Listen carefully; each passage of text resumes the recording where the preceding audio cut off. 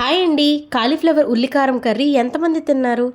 Array మీకు తెలీదా? Preparation చాలా సింపుల్. ఎలా చేసుకోవాలో చూపిస్తాను. ముందుగా కాలీఫ్లవర్ ముక్కల్లోని క్రిమికీటకాలు ఏవైనా కుటుంబ సమేతంగా కబడ్డీ ఆడుతున్నాయేమో అని కళ్ళతో స్కాన్ చేసి పసుపు ఉప్పు వేసి పొయ్యి మీద పెట్టి 10 నిమిషాలు పొగలు రానివ్వాలి.